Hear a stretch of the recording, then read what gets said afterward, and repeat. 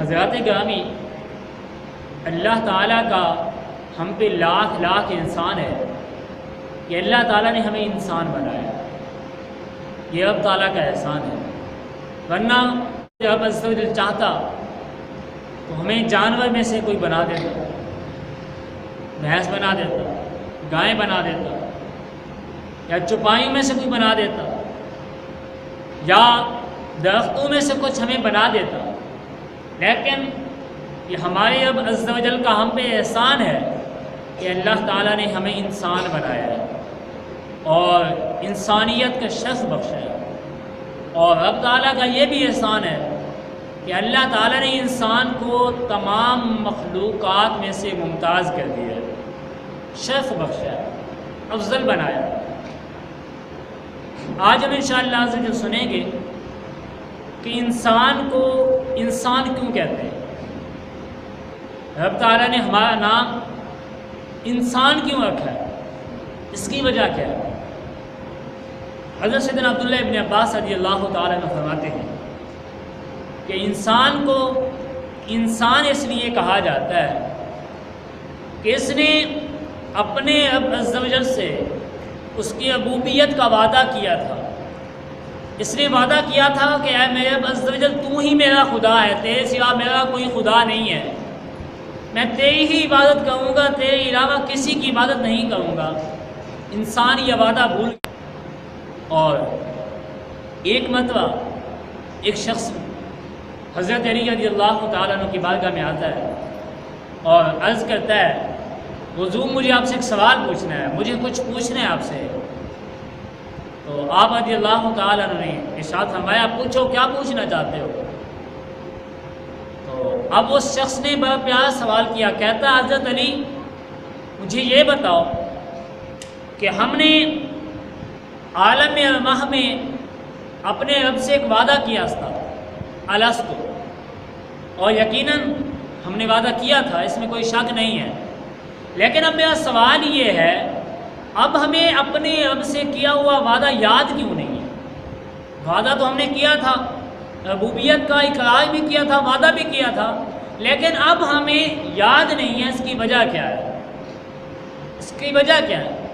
تو حضرت علی رضی اللہ تعالیٰ عنہ نے جواب دیا ہمیں دنیا میں اس لیے بھیجا گیا کہ ہم تمہیں تمہارا بھولا ہوا وعدہ یاد دلائیں. تو پتہ چلا کہ انسان نے وعدہ کیا تھا اور انسان وعدہ بھی بھول گیا. بھول جانے کی وجہ سے اسے انسان کہتے ہیں، کیونکہ انسان نسیان سے مشتق ہوا ہے، اور نسیان کا معنی ہے بھولنے والا، بھولنا کسی بات. تو انسان بھول جاتا ہے، اس وجہ سے اسے انسان کہا جاتا ہے. اب انسان کو تمام مخلوقات میں سے افضل قرار دیا گیا، اس کی وجہ کیا ہے. امام غزالی رحمۃ اللہ تعالی علیہ فرماتے ہیں کہ اللہ تعالیٰ نے دنیا کے اندر 3 قسم کی مخلوقات کو پیدا فرمایا. 3 قسم. دنیا کے اندر کتنی قسم کی مخلوقات ہیں؟ 3. فرمایا نمبر 1 اللہ تعالیٰ نے پہلی مخلوق کو جو پیدا کیا ہے اللہ تعالیٰ نے انہیں عقل دی ہے، انہیں شعور دیا ہے، انہیں شہوت نہیں دی، خواہشیں نہیں دی، انہیں لذت نہیں دی. نمبر 2 دنیا کے اندر دوسری مخلوق جسے اللہ تعالیٰ نے تخلیق فرمایا وہ یہ ہے کہ اللہ تعالیٰ نے انہیں صرف خواہشیں دی ہیں، صرف لذات دی ہے، انہیں عقل نہیں دی. نمبر 3 تیسری مخلوق اللہ تعالیٰ نے دنیا میں ایسی پیدا فرمائی ہے کہ جسے عقل بھی دیا ہے، جسے شعور بھی دیا ہے، اور عقل اور شعور دینے کے ساتھ ساتھ اللہ تعالیٰ نے انہیں شہوت بھی دی ہے. ان کے سینوں میں امنگیں بھی رکھی ہیں، آرزویں بھی رکھی ہیں، جذبات بھی رکھے ہیں. تفصیل کے لیے فرماتے ہیں کہ پہلی مخلوق جسے اللہ تعالیٰ نے صرف عقل دی تھی، صرف شعور دیا تھا، شہوت نہیں دی تھی، فرمایا وہ فرشتے ہیں. انہیں صرف عقل دی گئی ہے، شعور دیا گیا، انہیں شہوت نہیں دی گئی. اور دوسری مخلوق جنہیں فقط شہوت دی گئی ہے، عقل نہیں دیا گیا، فرمایا وہ جانور ہے. انہیں صرف شہوت دی گئی، عقل نہیں دی گئی، شعور نہیں دیا گیا. اور تیسری مخلوق کہ جسے اللہ تعالیٰ نے شہوت بھی دی ہے، شہوت کے ساتھ ساتھ عقل بھی دی ہے، اور ان کے سینوں میں امنگیں بھی رکھی ہیں، آرزویں بھی رکھی ہیں، خواہشیں بھی رکھی ہیں، جذبات بھی رکھے ہیں، اور ساتھ میں اپنے حکم کے پہرے دار بھی بٹھا دیے کہ خبردار تیری نظر غیر محرم کی طرف نہیں اٹھنی چاہیے۔ یہ ایسی مخلوق ہے جسے حضرت انسان کہا جاتا ہے۔ اب جو پائے اگر وہ اپنی زندگی کو لذت کے حصول کی خاطر گزارتے ہیں، شہوت میں ان کی زندگی گزرتی ہے، وہ کسی چیز کو سمجھتے نہیں ہیں، تو ان کی زندگی کا مقصد ہے ہی یہی، ان کو اسی مقصد کے لیے پیدا کیا گیا۔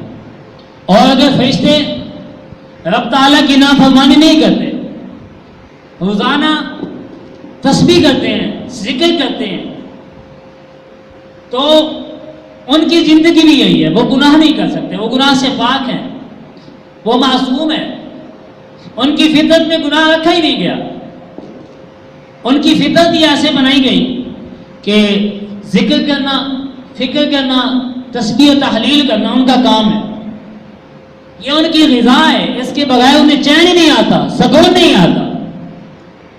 اگر چوپایا، اگر جانور اپنی زندگی کے شب و روز شہوت و بدپرستی میں گزارتا ہے، اس کی مقصد یہی ہے۔ اگر فرشتہ اپنے شب و روز نیکیوں میں گزارتا ہے تو اس کا کام یہی ہے۔ تو کہتے ہیں نا کہ آنکھوں میں روشنی نہ ہو، آنکھوں میں بینائی نہ ہو، دیکھنے کی طاقت نہ ہو، بندہ کہے جناب جی آج تک میں نے غیر محرم عورت کو نہیں دیکھا، یہ کوئی کمال نہیں ہے، یہ کمال نہیں ہے، کیونکہ اس کی آنکھوں میں روشنی نہیں ہے، اس کی آنکھوں میں بینائی نہیں ہے، اور وہ کہتا ہے جناب آج تک میں نے کسی غیر محرم عورت کو نہیں دیکھا، ایسی عورت کو نہیں دیکھا جس کو دیکھنے سے اللہ تعالیٰ نے مجھے منع کیا ہے۔ وہ دیکھتے ہی کیسے؟ اس کی آنکھوں میں تو بینائی نہیں ہے۔ وہ کہے جی میں نے فلمیں ڈرامے نہیں دیکھی، میں نے گناہ نہیں کیا آنکھوں سے، تو یہ کون سی کمال والی بات ہے؟ کیونکہ اس کے پاس تو آنکھیں نہیں ہیں۔ بندہ کانوں سے بہرا ہوا کہ جناب جی آج تک میں نے گانے نہیں سنے، میں نے آج تک گانے نہیں سنے، میں نے آج تک کسی کی غیبت نہیں سنی، تو یہ کون سی کمال والی بات ہے؟ یہ کون سی کمال والی بات ہے؟ اس کے اندر تو سننے کی طاقت ہی نہیں ہے، اس کے کان تو پہلے سے بند ہے، وہ سنے گا کیا؟ اور بندے کے پاؤں نہ ہو، چلنے کی طاقت نہ ہو، چلنے کی سکت نہ ہو، ہمت نہ ہو، اور وہ کہے جناب جی میں آج تک گناہوں کی جگہ پہ چل کے گیا نہیں ہوں، میں آج تک کسی گناہ کے کام کی طرف گیا نہیں ہوں، یہ کون سی کمال والی بات ہے؟ یہ کون سا کمال ہے؟ دیکھنے کی طاقت نہیں ہے کہ گناہ سے بچا ہوں، میں نے آج تک کسی غیر محرم عورت کو دیکھا نہیں، یہ کوئی کمال نہیں ہے۔ سننے کی طاقت نہیں ہے، کان بند ہیں، اور کہے جناب جی آج تک میں نے گانا نہیں سنا، یہ کوئی کمال والی بات نہیں ہے۔ اور چلنے کی طاقت نہیں ہے، کہے جناب جی آج تک میں گناہوں کی جگہ چل کے نہیں گیا، یہ کوئی کمال والی بات نہیں ہے۔ اب جو میں بات کرنے لگا ہوں توجہ کیجئے گا، حسن تو اس مقابی کا ہے جو پانی کے اندر بھی جاتی ہے اور پھر بھی اپنے پیر گیلے نہیں ہونے دیتی۔ حسن تو اس کا ہے، کمال تو انسان کا ہے جس کے اندر شہوت بھی رکھی گئی ہے، خواہشیں بھی رکھی گئی، امیدیں بھی رکھی گئی، جذبات بھی رکھے گئے، پھر بھی وہ انسان اللہ تعالیٰ کی فرما برداری کرتا ہے، پھر بھی رب تعالیٰ کو سجدے کرتا ہے۔ کمال تو اس انسان کا ہے۔ فرشتے کا کیا کمال؟ اس کی تو فطرت میں گناہ رکھا ہی نہیں گیا۔ چوپائے کا کیا کمال؟ اسے تو سوچنے کی طاقت ہی نہیں دی گئی، اسے عقل ہی نہیں دی گئی۔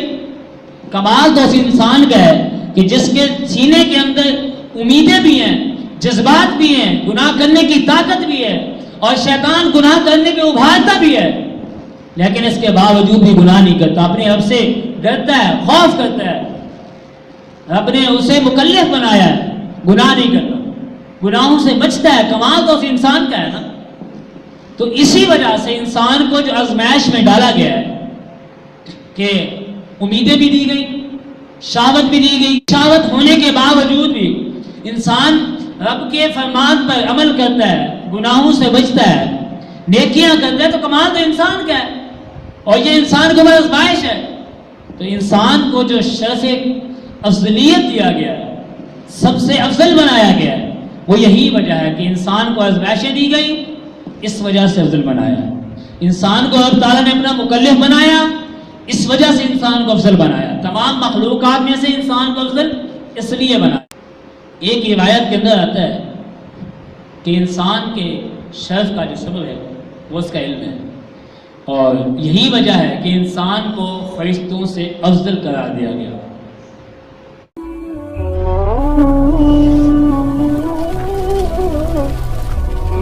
اس ویڈیو کو شیئر ضرور کیجیے، ہو سکتا ہے آپ کے ایک شیئر سے یہ بات کسی کے دل میں ہو۔